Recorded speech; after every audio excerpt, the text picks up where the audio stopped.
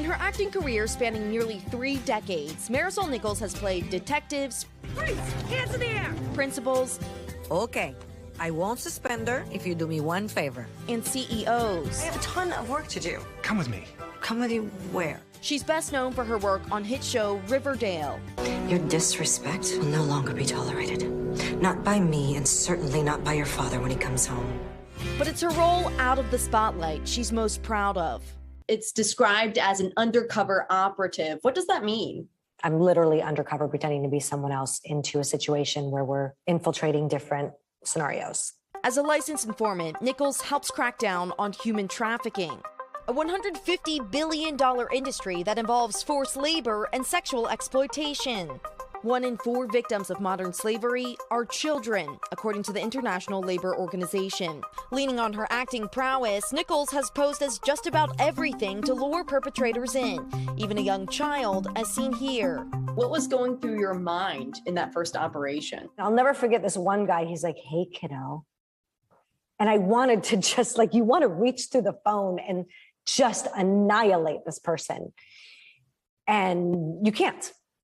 Because I need to make this guy and these men come out of hiding, who have done this so many times and are used to doing this, by the way.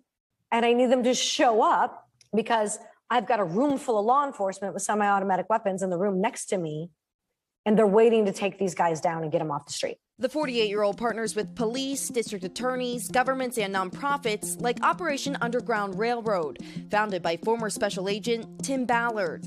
That introduction proved to be pivotal, pushing Nichols to the front lines of rescue operations that have led to the arrests of dozens of people. Being so close to this is dark stuff. Very. How do you cope? It's I'm not going to lie. I don't come home normal. Some of the things that I've done have brought me to very dark places on the planet. Nichols says as a survivor of sexual assault in her adolescence, the mission is personal for her. And I got raped a bunch by a bunch of guys. And it was pretty traumatizing. I woke up in the police department. I didn't know what happened. To this day, I don't remember much. Years later, Nichols leaned on the Church of Scientology to pull her away from drugs and improve her mental health. We pressed her on recent accusations in a lawsuit of trafficking within the church. Accusations the church denied in a statement to NBC News, saying in part, the allegations are both scurrilous and ridiculous, and the lawsuit is both a sham and a scam. Has that ever given you pause? No, not in the least. It's so absurd. And for me, I know what I've seen. I know what I've experienced in Scientology. It saved my life. She's set to take a deep dive of the ups and downs in her life and volunteer work in a new podcast released this month. What's your hope? What's your goal for your efforts?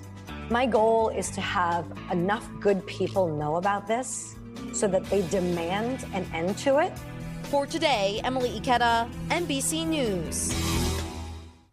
How incredible. She's obviously been through so much, and for her to use her voice in that way is pretty remarkable. It's hard to imagine taking the steps that she has, but I think there's certainly a lot of parents and people in this country that are grateful for what she's doing to take those predators off the streets. Yeah, when you think about the dozens who've been arrested, for sure.